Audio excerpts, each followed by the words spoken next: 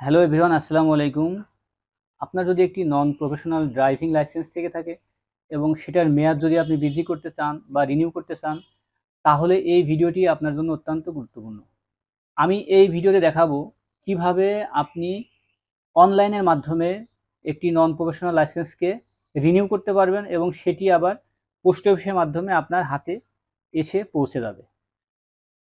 বন্ধুরা, এটা জানতে হলে সম্পূর্ণ ভিডিও দেখতে হবে, স্কিপ করলে হবে না। চলুন ভিডিও শুরু করা যাক। প্রসেসটি সম্পূর্ণ করার জন্য আমাদের তিনটি ধাপ অনুসরণ করতে হবে। ১ নম্বর নিবন্ধন, দ্বিতীয়ত হচ্ছে আবেদন ফর্ম পূরণ এবং তৃতীয় পেমেন্ট। এর মাধ্যমে আমাদের কাজ সম্পূর্ণ হবে। প্রথমে আমাদের একটা ব্রাউজার ওপেন করতে হবে। এরপরে ব্রাউজারে লিখতে হবে বিআরটিএস সার্ভিস পোর্টাল এবং কিবোর্ড থেকে ইন্টারফেস করতে হবে। আপনি যদি বিএসপি লেখেন তাতেও হবে। অনেকগুলো ওয়েবসাইট ওপেন হবে, প্রথমটি আপনি ওপেন করবেন। তাহলে বিআরটি এর সার্ভিস পোর্টাল আপনার সামনে এরকম একটি নোটিফিকেশন দিয়ে শো করবে। এই নোটিফিকেশনটি আপনি কেটে দিবেন। নিবন্ধনের উপর ক্লিক করতে হবে আপনার যদি পূর্বে রেজিস্ট্রেশন করা না থাকে। প্রথমে জন্ম তারিখ, এরপর জন্মের মাস এবং সর্বশেষ সাল দিতে হবে। স্মার্ট কার্ডের নম্বর দিতে হবে বা এনআইডি নম্বর এখানে দিয়ে দিতে হবে। এরপর আপনার যে পূর্বে লাইসেন্সটি করা আছে বা যে লাইসেন্সে যে ফোন নম্বর দেওয়া আছে সেই ফোন নম্বরটি আপনি এখানে ইউজ করবেন। তাছাড়া কিন্তু ঝামেলায় পড়তে হবে। সার্চে ক্লিক করতে হবে।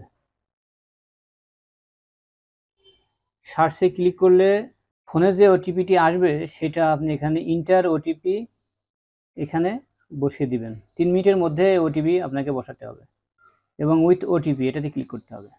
এখানে একটা মেসেজ শো করবে ডোন্ট হ্যাভ অ্যাকাউন্ট রেজিস্টার নাও, মানে আমার কোনো অ্যাকাউন্ট নেই, এখন আমাকে রেজিস্টার করতে বলছে। এখান থেকে রেজিস্ট্রেশনের সর্বশেষ প্রসেস হচ্ছে পাসওয়ার্ড দিতে হবে। চুজ পাসওয়ার্ডের এখানে আমি একটি পাসওয়ার্ড দিয়ে দিচ্ছি। পাসওয়ার্ডটি অবশ্যই অনন্য হতে হবে। কনফার্ম পাসওয়ার্ডের ঘরে আপনি যে চুজ পাসওয়ার্ড দিয়েছিলেন সেম পাসওয়ার্ডটি আপনাকে টাইপ করতে হবে। ইমেল আইডি এখানে আপনি একটি মেইল আইডি দিতে পারেন, সেক্ষেত্রে না দিলেও কোনো সমস্যা নেই, আপনার মন চাইলে আপনি দিতে পারেন। আমি দিয়ে দিচ্ছি এবং রেজিস্টার নাও বাটনে ক্লিক করছি। রেজিস্ট্রেশনের সময় আমরা যে ফোন নম্বর এবং পাসওয়ার্ড ব্যবহার করেছিলাম তা এখন প্রয়োজন হবে। ইউজার নেমের জায়গায় মোবাইল নম্বর এবং পাসওয়ার্ডের জায়গায় পাসওয়ার্ডটি দিতে হবে। লগ ইন বাটনে ক্লিক করতে হবে। মাঝে একটা নোটিশ দেওয়া আছে অনলাইনে পেমেন্ট শুধুমাত্র সকাল 6টা থেকে রাত 10টা পর্যন্ত করতে পারবেন এবং আদার অ্যাপ্লিকেশন যা আছে তা আপনি 24 ঘন্টায় পূরণ করতে পারবেন। বাম পাশে লক্ষ্য করলে দেখতে পাবেন যে অনেকগুলো মেনু আছে, তার মধ্যে ড্রাইভিং লাইসেন্স একটা মেনু, এর উপরে আপনি ক্লিক করবেন। এরপরে দেখবেন যে driving licence renew non professional, এর উপরে আপনি ক্লিক করবেন। এরপরে এখানে দেখবেন যে ড্রাইভিং লাইসেন্স রেফারেন্স নম্বর, মানে পূর্বে যে ড্রাইভিং লাইসেন্স আছে আপনার তার রেফারেন্স নম্বরটা আপনাকে এখানে দিতে হবে। দেওয়ার পরে সার্চে ক্লিক করবেন। আপনার পূর্বে ড্রাইভিং লাইসেন্সের বিস্তারিত তথ্য এখানে শো করবে। আপনার ড্রাইভিং লাইসেন্সের যদি কোনো কারেকশন না থাকে তাহলে এখান থেকে দুইটা তথ্য আপনাকে দিতে হবে। 1 নম্বর হচ্ছে অকুপেশন, মানে আপনার পেশা কি, আপনি যে পেশায় আছেন সেই পেশাটা এখান থেকে আপনাকে নির্বাচন করে দিতে হবে। এরপরে আপনাকে দিতে হবে এডুকেশনাল কোয়ালিফিকেশন, মানে আপনার শিক্ষাগত যোগ্যতা কি, এটা অবশ্যই নির্বাচন করতে হবে। এবং স্মার্ট কার্ড রিসিভ করার জন্য আপনাকে একটি ঠিকানা দিয়ে দিতে হবে। আপনি চাইলে আপনার প্রেজেন্ট অ্যাড্রেসেও নিতে পারবেন, এখান থেকে আপনাকে নির্বাচন করে দিতে হবে। যা হোক, আমি প্রথমে ভিলেজ অবলিক হাউস নম্বর এখানে দিয়ে দিচ্ছি। ডিভিশন নির্বাচন করে দিতে হবে। এরপরে আপনাকে ডিস্ট্রিক্ট নির্বাচন করতে হবে এবং এখানে পোস্টাল কোড লিখে দিতে হবে। থানা নির্বাচন করে দিতে হবে এবং একটি ফোন নম্বর দিতে হবে সচল, যে নম্বরে পোস্ট অফিস থেকে ফোন করে আপনার কার্ডটি দিয়ে দিতে পারে। আপনার বাসার যদি রোড নম্বর, ব্লক নম্বর, সেক্টর বা কলোনি যদি থাকে বা ওয়ার্ড যদি থাকে সেটা এখানে লিখে দিতে হবে।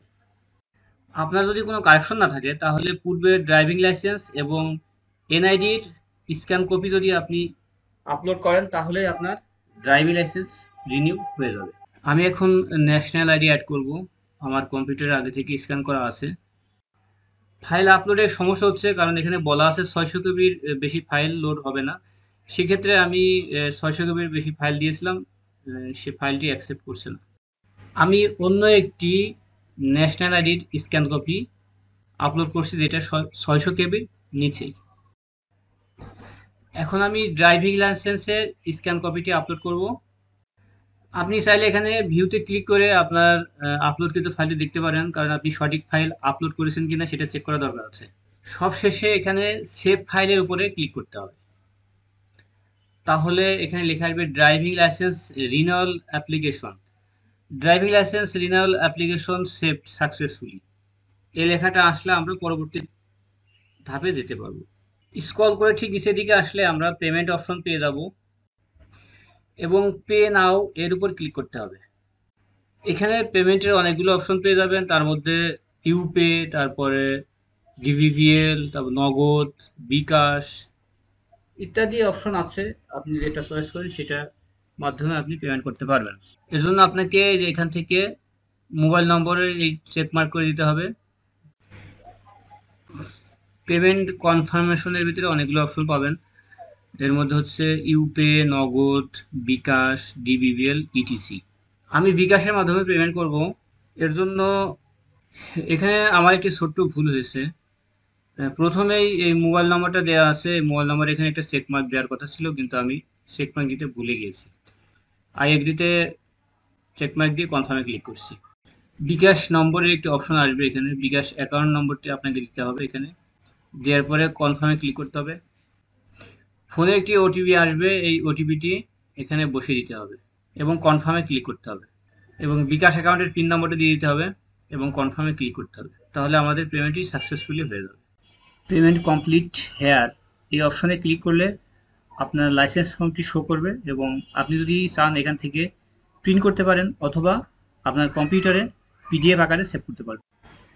যে কোনো সময় যদি আপনি লাইসেন্সের সর্বশেষ অবস্থা দেখতে চান তাহলে অ্যাপ্লিকেশনে ক্লিক করুন, এই ভিউ মেনুতে ক্লিক করুন।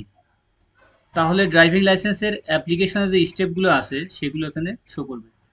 1 নম্বর ড্রাফট সেভ, 2 নম্বর লাইসেন্স ফি পেইড এবং 3 নম্বর হচ্ছে আপনার লাইসেন্স পেপার, যেটা আমাকে দিয়ে দেওয়া হয়েছে 2 দিন পরেই। এবং নেক্সট স্টেপগুলো যখন আপনার আপডেট হতে থাকবে এবং এখানে একটি স্ট্যাটাস আপনি দেখতে পাবেন।